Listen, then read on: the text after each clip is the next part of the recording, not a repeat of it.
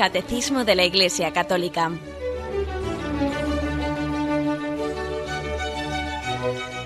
Un programa dirigido por Monseñor José Ignacio Munilla, obispo de San Sebastián.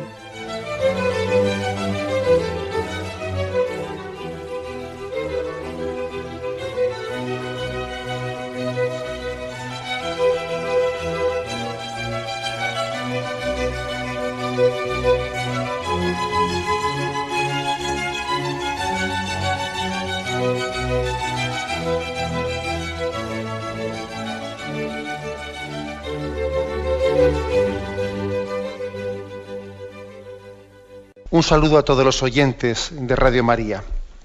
Un día más, con la gracia del Señor, proseguimos el comentario del Catecismo de nuestra Madre la Iglesia. Y hoy nos adentramos en el punto 1812, que tiene como título Las virtudes teologales. Tiene dos puntos introductorios, antes de empezar a explicar una por una las tres virtudes: fe, esperanza y caridad. Estos dos puntos introductorios son el 1812 y 1813. Dice así el primero de ellos: las virtudes humanas se arraigan en las virtudes teologales, que adaptan las facultades del hombre a la participación de la naturaleza divina. Las virtudes teologales se refieren directamente a Dios, disponen a los cristianos a vivir en relación con la Santísima Trinidad. Tienen como origen, motivo y objeto a Dios uno y trino. Bueno, pues lo primero es decir que sobre las virtudes teologales, lógicamente se habla aquí en este momento, dentro de este contexto de la explicación de cuál es la estructura de la vida moral en esta parte del catecismo. Pero vais a ver que allá por los puntos 2086 y siguientes se volverá a hablar en el contexto del examen del primer mandamiento: amarás a Dios sobre todas las cosas. Bajo una perspectiva de examinar nuestra conciencia de qué pecados podemos cometer contra la fe, esperanza y caridad, allí será tratado el tema de las virtudes teologales bajo otra perspectiva del examen de conciencia en el primer mandamiento.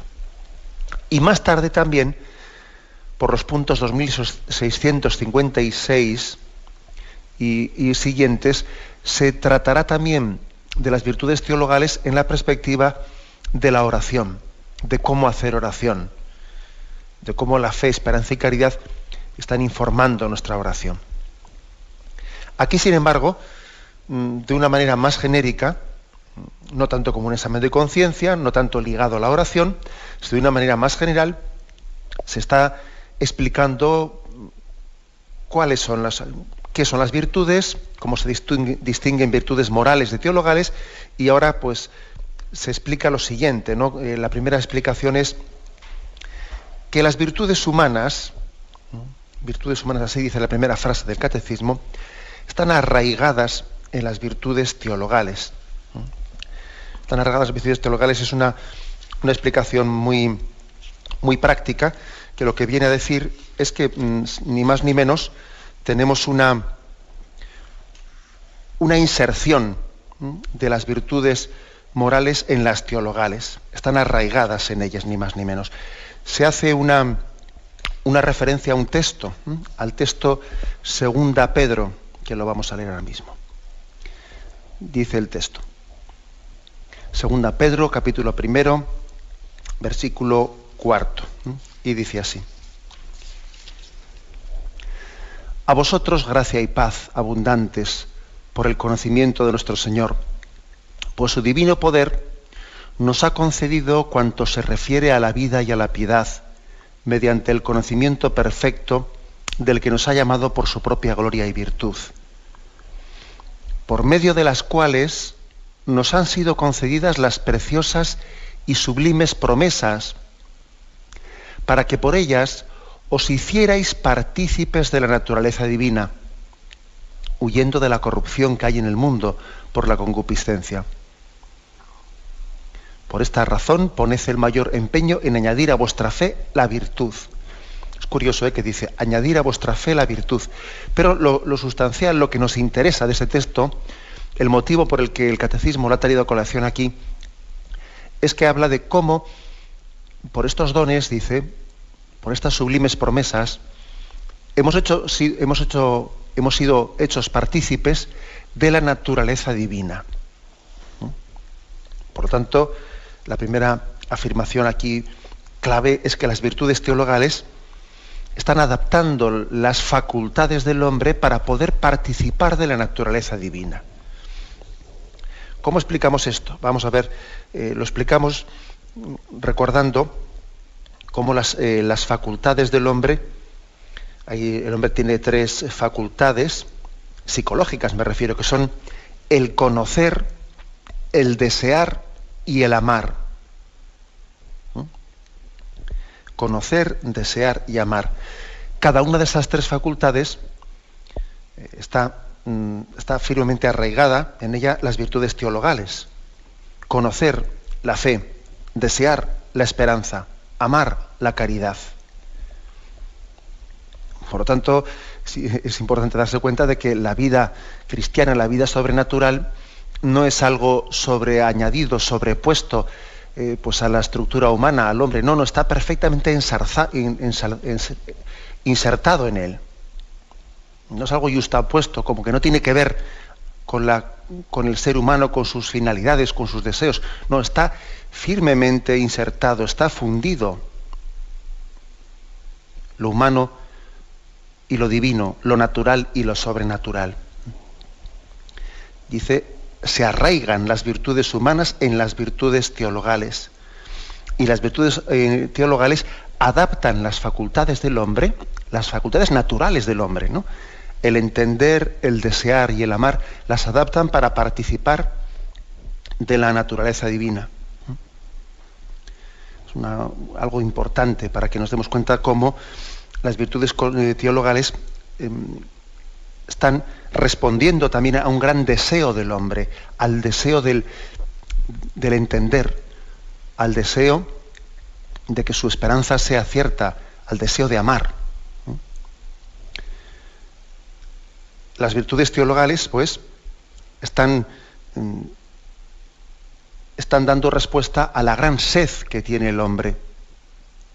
El hombre tiene un deseo natural de Dios. El deseo de Dios, la necesidad de Dios, no es algo sobreañadido, motivo de una educación que ha sido desde fuera, pues de alguna manera, artificialmente creado en el hombre. No. El deseo de Dios, la sed de Dios que tiene el hombre es natural. Y está en las mismas facultades que él tiene de querer conocer la verdad, de desear la verdad, de amar la verdad, ¿no? Repito, pues, las 3 facultades, conocer, desear y amar, son las 3 facultades en las que están insertadas las 3 virtudes teologales: fe, esperanza y caridad. Bueno, pues, esto es a lo que se refiere este texto, ¿no?, que aquí se cita, 2 Pedro 1:4. Os hacéis partícipes de la naturaleza divina por aquellas preciosas y sublimes promesas. Se refiere a la fe, esperanza y caridad. Y sigue el punto. Las virtudes teologales se refieren directamente a Dios. Disponen a los cristianos a vivir en relación con la Santísima Trinidad. Tienen como origen, motivo y objeto al Dios uno y trino. La diferencia entre las virtudes teologales y las virtudes morales, o las cardinales también, que decíamos que morales y cardinales era lo mismo, ¿no?, dicho con 2 palabras. Pero la diferencia clara está en que las virtudes morales o cardinales tratan de cómo ordenar las cosas, de cómo enfrentarnos y relacionarnos, ¿no?, con los demás y con los objetos, para que esa relación en el fondo nos disponga a dar gloria a Dios. Pero las virtudes teologales tratan de la relación directa con Dios mismo, de cómo debemos de hacer de Dios el objeto de nuestro amor, de nuestro deseo, de nuestro entendimiento. Mientras que las virtudes morales o cardinales tratan de cómo ordenar las cosas y cómo relacionarnos con los demás de cara a Dios, las virtudes teologales hablan de Dios como el objeto mismo de nuestra relación. Bueno, esa es una primera distinción. Y dice algo tan importante como que tienen como origen, motivo y objeto a Dios unitrino. Dios es el objeto, es decir, qué cosa creo, qué cosa espero, qué cosa amo. Las virtudes teologales hablan de que Dios es alguien que tiene que ser objeto de mi entendimiento, de mi deseo y de mi amor. Dios también se presenta en las virtudes teologales como causa. Él también causa mi fe, Él causa mi esperanza, Él causa mi amor. Es decir, Dios también es la causa eficiente, Él está infundiendo las virtudes teologales. No solo es aquello de lo que yo trato, es que Él también es el que ha provocado, ¿no?, esa fe, esa esperanza y esa caridad. También se presenta como el motivo. En las virtudes de nuestra vida cristiana, Dios es el que nos motiva, el que motiva nuestra fe, el que motiva nuestra esperanza. Y también se presenta como fin. Es la finalidad de nuestra vida, la finalidad de nuestras acciones, la finalidad de aquello que perseguimos, por lo que luchamos, ¿no? En este sentido, es el que el Catecismo dice que las virtudes teologales, en ellas se presenta a Dios como origen, motivo y objeto de nuestra vida espiritual. ¿Cuál es la finalidad? Bueno, pues la finalidad es que fe, esperanza y caridad nos hagan participar inmediatamente de la misma vida de Jesucristo. El objeto el motivo, la razón de ser de la fe, esperanza y caridad de estas virtudes teologales es que podamos pensar al modo de Cristo, podamos esperar al modo de Cristo, podamos amar al modo de Jesucristo. Y aquí todo un ideal, ¿no? Pensar, esperar y amar al estilo y al modo de Jesucristo. Acordaros, por ejemplo, de aquella reprimenda del Señor a Pedro, cuando Pedro intenta apartarle a Jesús del camino de la cruz y le dice: apártate de mí, Satanás, porque tú piensas como los hombres y no piensas como Dios. Y Pedro va a tener que tener pues todo un camino de purificación para irse despojando de ese hombre viejo que no entendía la cruz, ¿no? Y tiene que irse purificando hasta hacer de la cruz también parte de su camino, ¿no? Hasta ser capaz de aceptar en la fe la cruz. Tú piensas como los hombres, no piensas como Dios. Pedro todavía tenía que irse purificando por la fe en la cruz. La esperanza, pues lo mismo. Acordaros del anciano Simeón, aquel que esperaba la llegada del Mesías, pero ¿cuántos en Israel no habían esperado la llegada del Mesías? Y el Señor está suscitando la esperanza de su pueblo. Y la que tuvo verdadera esperanza fue María, fue la que esperó frente a toda esperanza, ¿no? Luego también nosotros tenemos que esperar en Cristo y tenemos que amar, ¿no? Amaos unos a otros como yo os he amado.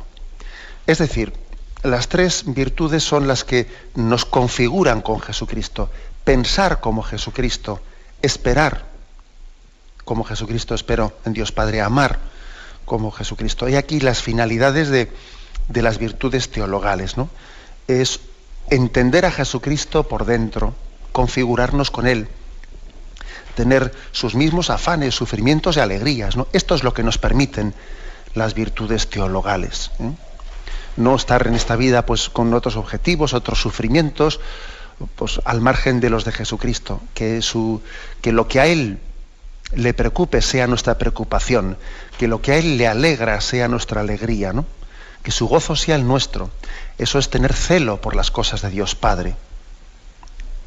Para poder decir esto, ¿no? Que nuestra gloria es la gloria de Cristo, que nuestro sufrimiento es el sufrimiento de Cristo, eso únicamente se puede decir a través de las virtudes fe, esperanza y caridad vividas en plenitud en nuestra vida, ¿no? He aquí porque les damos tanta importancia y por qué el catecismo las destaca de esta forma tan prioritaria. Se nos remite en este primer punto del catecismo también a otro punto anteriormente comentado en el contexto del sacramento del bautismo, es el 1266.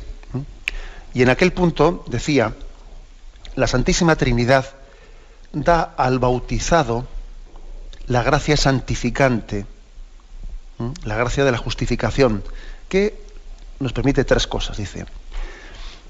Le hace capaz, o sea, nos hace capaces de creer en Dios, de esperar en Él y de amarlo mediante las virtudes teologales.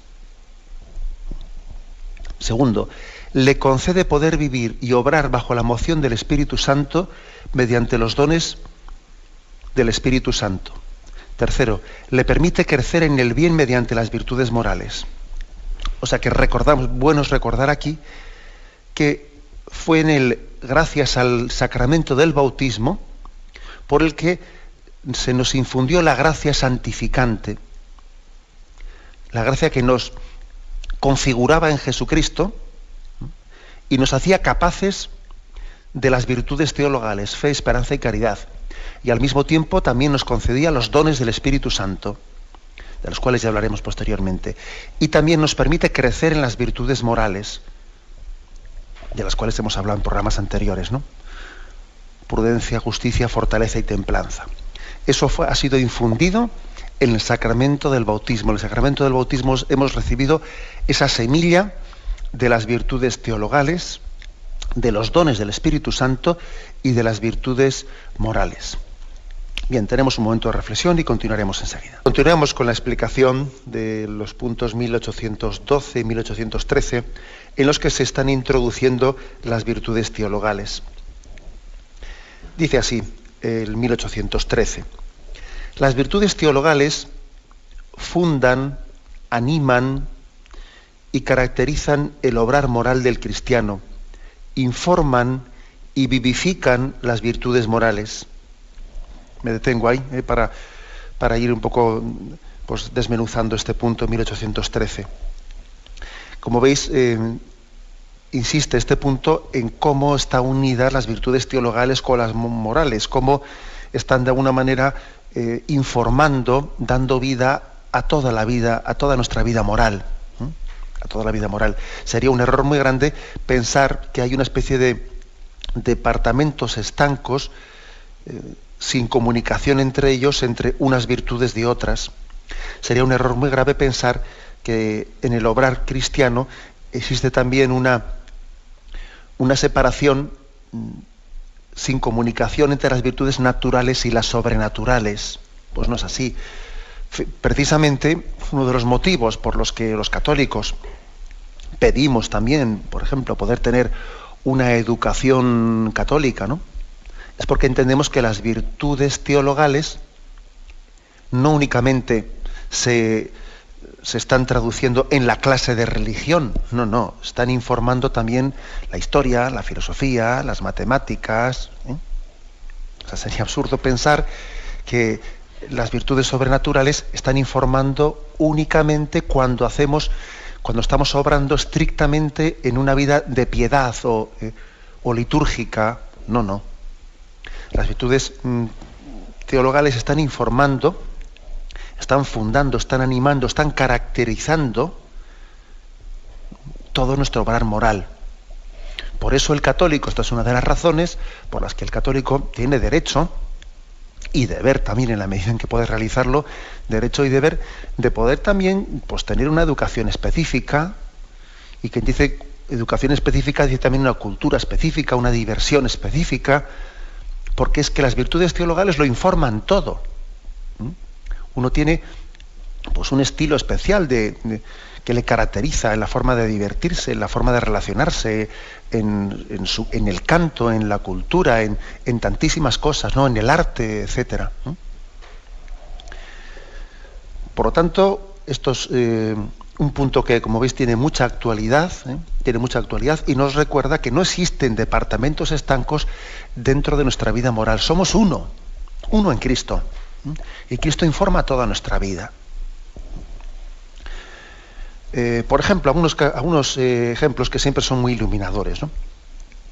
Que quiere un poco demostrar cómo las virtudes teologales, pues dice aquí, fundan, animan, caracterizan, informan y vivifican las virtudes morales. Pues un caso concreto, la virtud de la paciencia. La virtud de la paciencia, pues es una virtud natural, ¿no? Que en principio uno podía parecer, bueno, ser cristiano o no ser cristiano no influirá mucho, ¿no? Para el tema, para la virtud de la paciencia. Bueno, pues no es verdad.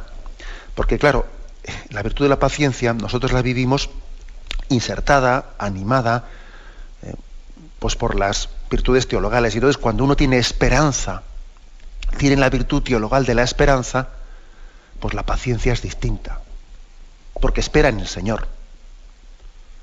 Espera en Él.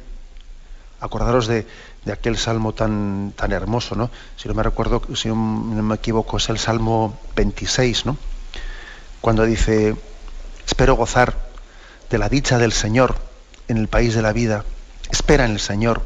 Sé valiente, ten ánimo, espera en el Señor. Claro, ten paciencia, pero tienes una paciencia motivada también, motivada por la virtud teologal de la esperanza. Porque tú esperas gozar de la dicha del Señor en el país de la vida. Por eso tu paciencia está configurada, ¿no? Está moldeada de una manera muy especial. No es una virtud ya meramente, no es una virtud natural, no. Es una virtud moral infundida, informada por una virtud teologal. O, por ejemplo, una virtud natural como la generosidad. Pues sí, será una virtud natural, pero nosotros la vivimos también informada, animada, pues por la virtud de la caridad. Y un cristiano, cuando es generoso, eso no puede separarlo del ser caritativo, del amar en Cristo. Amaros unos a otros como yo os he amado. Luego la generosidad es imposible diseccionarla y coger un bisturí y decir, hasta aquí es generosidad, a partir de aquí es caridad. Pues no, eso es imposible. O sea, la virtud teologal informa a la virtud natural. O, por ejemplo, la virtud de la sinceridad, que es otra virtud natural, ¿no? Bueno, pues la virtud de la sinceridad, está claro que también nosotros la vivimos desde la virtud de la fe, porque nosotros creemos en el Dios veraz, el Dios que funda la verdad, y por lo tanto Cristo, que es el testigo de esa verdad, ¿no? A nosotros nos motiva a la hora de ser sinceros. Nos motiva ese Jesucristo que dio su vida por confesar su filiación divina. Y ese fue el motivo de su sacrificio en la cruz, ¿no? El confesar, tú lo dices, yo soy el Hijo de Dios vivo. Por lo tanto, para nosotros ser sinceros es lo mismo que ser testigos de Cristo, que dio testimonio de la verdad. O sea, todas las virtudes nosotros las vivimos, dice aquí, fundadas, animadas, caracterizadas. O sea, también hay un estilo de vivir las virtudes naturales, que es el estilo cristiano. Informadas, vivificadas. Creo que es importante este factor. Y continúa este punto. Son infundidas por Dios en el alma de los fieles, para hacerlos capaces de obrar como hijos suyos y merecer la vida eterna. Insistimos en ese punto que antes habíamos referido, en el 1266, cómo por el sacramento del bautismo se nos daba la gracia santificante, que es la que nos infundía, la que nos infunde pues estas virtudes teologales, infundidas por Dios en el alma para hacernos capaces de obrar como hijos suyos y merecer la vida eterna. Nosotros no podemos merecer la vida eterna, no podemos merecer el cielo, si no es porque hemos recibido el don de poder merecerlo. O sea, por la vivencia de las virtudes naturales, uno no puede merecer el cielo. Ya es un don de Dios el poder merecer el cielo. Es un tema que será más tarde explicado, pero aquí también lateralmente en el Catecismo se nos hace una referencia al punto 2008 del Catecismo, que aunque sea brevemente, vamos a leer alguno de sus frases. el mérito del hombre ante Dios en la vida cristiana proviene de que Dios ha dispuesto libremente asociar al hombre a la obra de su gracia. Dice, la acción paternal de Dios es lo primero, en cuanto que Él impulsa, y el libre obrar del hombre es lo segundo, en cuanto que éste colabora. De suerte que los méritos de las obras buenas deben atribuirse a la gracia de Dios en primer lugar y al fiel seguidamente. Por otra parte, el mérito del hombre recae también en Dios, pues sus buenas acciones proceden en Cristo de las gracias prevenientes y de los auxilios del Espíritu Santo. Es decir, que es una gracia de Dios el poder merecer.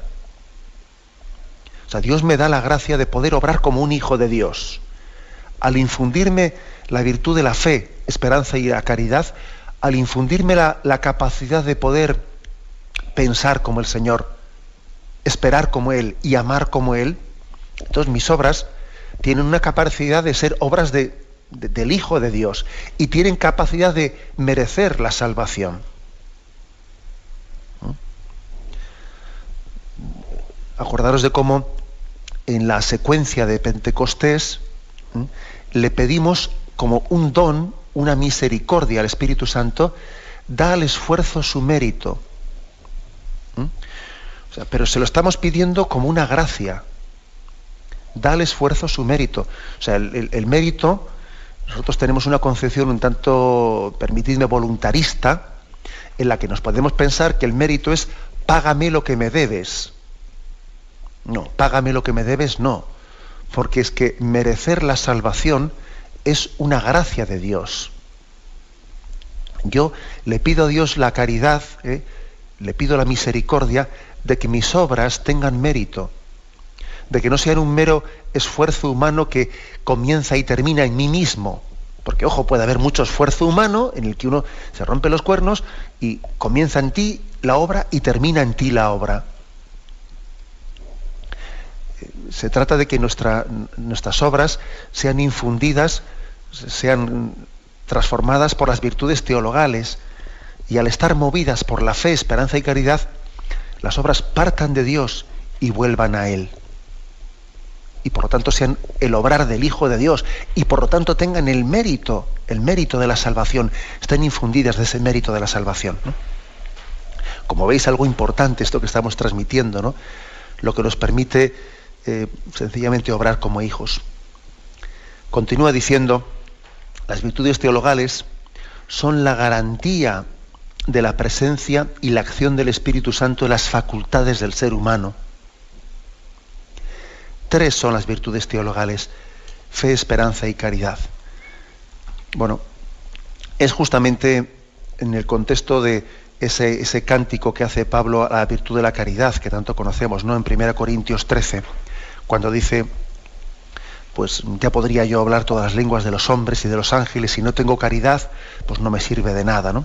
Y entonces ahí hace el cántico: la caridad es paciente, es servicial, la caridad no es envidiosa, no es jactanciosa, no se engríe, es decorosa, etcétera, etcétera. Todo lo excusa, todo lo cree, todo lo espera, todo lo soporta. La caridad no acaba nunca.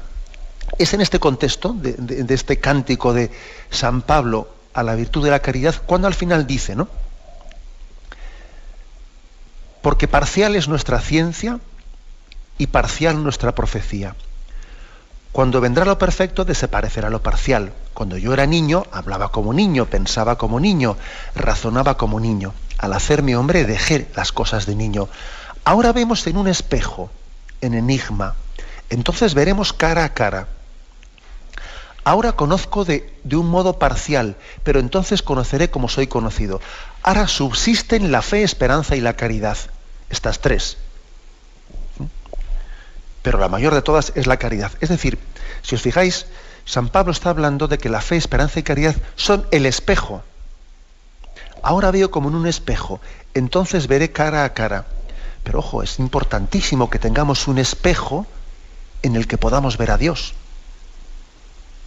Porque aunque es verdad que es un espejo, en el espejo se refleja un rostro.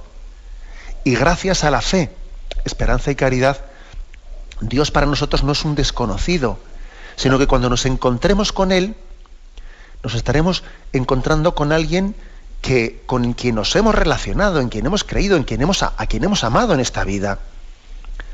El encuentro en la vida eterna no será un encuentro con alguien desconocido, misterioso en ese sentido negativo de la palabra, sino será el encuentro gozoso con alguien íntimo para nosotros, con el que hemos tenido amistad íntima, gracias a ese espejo de la fe, esperanza y caridad que nos ha acercado ese misterio de Dios y nos lo ha hecho cercano a cada uno de nosotros. Bien, tenemos un momento de reflexión y continuamos enseguida.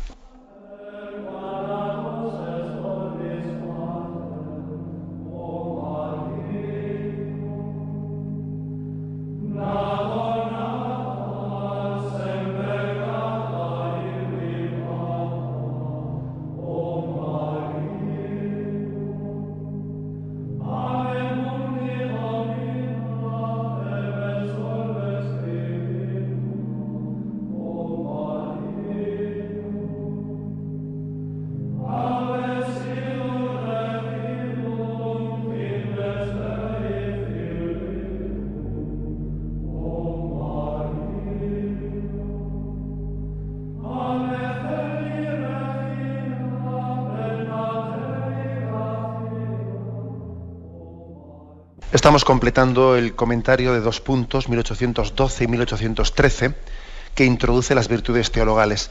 Dejaremos para partir de mañana ya la explicación pues de cada una de esas 3, de una manera específica, la fe, la esperanza y la caridad. Queremos hacer comentario de una catequesis, o mención, mejor dicho, no de una catequesis, de una audiencia general que Su Santidad Juan Pablo II, de feliz memoria, hizo el 22 de noviembre del año 2000. Allí él habló de la fe y la esperanza y la caridad, ¿no?, de las virtudes teologales en una perspectiva ecuménica, ¿no?, de cómo nos unen a los cristianos la misma fe, una misma esperanza y una misma caridad. Decía él en aquella catequesis que las 3 virtudes teologales animan a los discípulos de Jesucristo, les impulsan a la unidad, según esa indicación, ¿no?, de esas palabras de San Pablo en Efesios 4, que dice: un solo cuerpo, una sola esperanza, un solo Señor, una sola fe, un solo Dios y Padre, nos unen. Y eso, si él lo decía en aquella catequesis, ¿no?, en un contexto ecuménico de la unión entre los cristianos, tenemos que comenzar diciéndolo entre nosotros.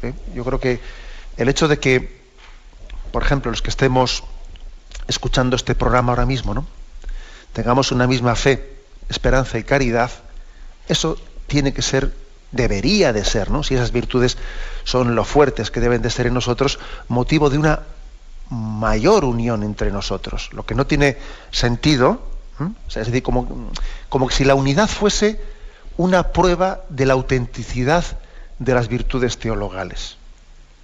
Lo que no puede ser es que tengamos la misma fe, esperanza y caridad y luego entre nosotros estemos desunidos. Pues hombre, pues ahí algo está fallando, ¿no? ¿Cómo es posible que algo tan sustancial lo tengamos en común? La misma fe, la misma esperanza, la misma caridad, y luego estemos a la greña y perdiendo la paz y enfrentándonos por cuestiones que verdaderamente son insignificantes, ¿no?, comparando con esa misma fe, esperanza y caridad. Acordaros de aquella famosa frase de San Agustín, ¿no? Decía él: en lo necesario, unidad, ¿no?, en lo dudoso, libertad, y en todo caridad, ¿no? Pero claro, la clave está comenzando afirmando que en lo esencial tiene que haber unidad. En la fe, en la esperanza y la caridad tiene que haber unidad. Es un misterio que muchas veces entre nosotros, pues precisamente por la debilidad de nuestra fe, esperanza y caridad, pues a veces lo que hacemos es relativizar, ¿no?, relativizar lo dogmático, y luego resulta que dogmatizamos lo relativo. En la medida en que no ponemos alma, corazón y vida en lo sustancial, ¿no?, en la fe, esperanza y caridad, pues resulta que luego, en vez de estar todos unidos, ¿no?, en eso esencial, lo que hacemos es pues pelearnos por cuestiones que no son esenciales, por ideologías, por políticas, pues por muchas opciones, ¿no?, que al fin y al cabo son son circunstanciales, no son esenciales, ¿no? Todas esas cosas nos dividen porque no hemos puesto alma, corazón y vida en lo principal. Ojo con esto, que esa frase que he dicho yo de que cuando relativizamos lo dogmático, acabamos dogmatizando lo relativo. Eso yo creo que lo estamos viendo día a día también en nuestra sociedad, en nuestra sociedad, en nuestra cultura occidental, en España mismo. Pues ¿qué es lo que estamos viendo? Que lo que es esencial, pues la ley de Dios, la ley natural, la dignidad del hombre, ¿no? Eso lo relativizamos. Lo que es esencial lo relativizamos, ¿no? Entonces, ¿qué ocurre? Pues que acabamos haciendo dogmas de cuestiones que son, bueno, pues totalmente relativas, de políticas, de cosas, de sensibilidades, de que yo soy de tal, tú eres de cual, de cuestiones que son totalmente relativas, ¿no? De que si lenguas, de que si culturas, de que si razas, de que si cuestiones que son totalmente relativas y que en ellas no se juega para nada el reino de Dios. Hemos relativizado, ¿no?, lo que era dogmático, en lo que teníamos que estar todos a una, y entonces nos luchamos, nos peleamos y nos dividimos entre nosotros por cuestiones que no van a ningún lado, ¿no? Acordaros ahí como cuando el hombre da la espalda a Dios es el episodio de la Torre de Babel, ¿no? Cuando el hombre da la espalda a Dios, empieza a pelearse uno con otro y a dividirse, pues, por un montón de historias, porque la falta de unión en una misma fe, en una misma esperanza y en una misma caridad es la que origina, pues, esa lucha, esa división de la Torre de Babel y de tantos motivos de discordia que existen en el corazón del hombre, ¿no? Por eso decía Juan Pablo II en aquella catequesis que está pronunciada, como os decía, el 22 de noviembre del 2000, que la fe, la esperanza y la caridad tienen que impulsar la unidad. Y la unidad es un buen signo de si la fe y la esperanza y la caridad son vivas. Esto puede ser referido a la unión entre las iglesias cristianas, esto puede ser referido a la unión entre los católicos mismos, a la unión dentro de una cultura cristiana, etcétera. Continuaba él en esa catequesis que las iglesias y comunidades eclesiales profesan la misma fe en un solo Señor Jesucristo, en un solo Dios y Padre, y esta unión fundamental brota del único bautismo. O sea, el bautismo es un sacramento de unión para todos los cristianos, un único bautismo. Acordaros que cuando explicábamos en este programa del Catecismo de la Iglesia Católica, cuando en su momento explicamos el sacramento del bautismo, allí decíamos cómo el bautismo es común a todos los cristianos, y que cuando, pues, un cristiano protestante o un cristiano anglicano pues se hace católico, no se le pide que vuelva a bautizarse, sino que se le reconoce la validez de ese bautismo, que es único y es común entre nosotros. Es muy clave esto que estamos diciendo.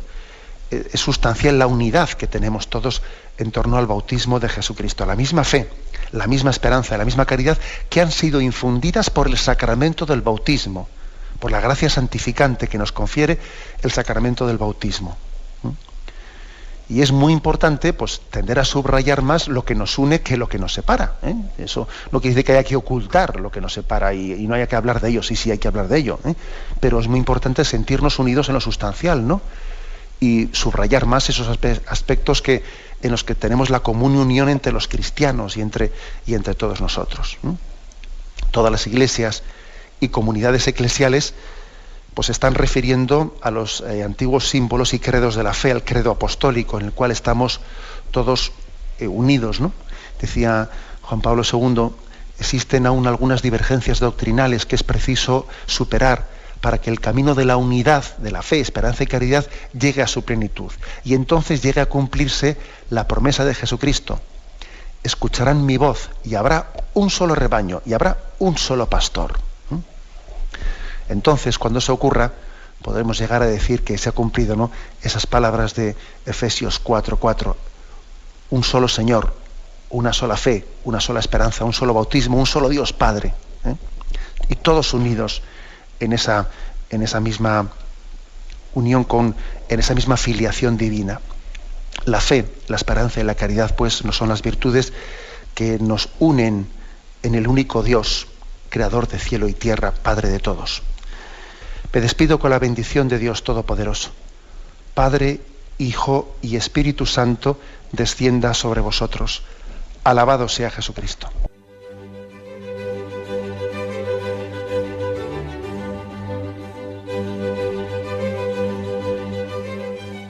Finaliza el Catecismo de la Iglesia Católica, un programa dirigido por Monseñor José Ignacio Munilla, obispo de San Sebastián.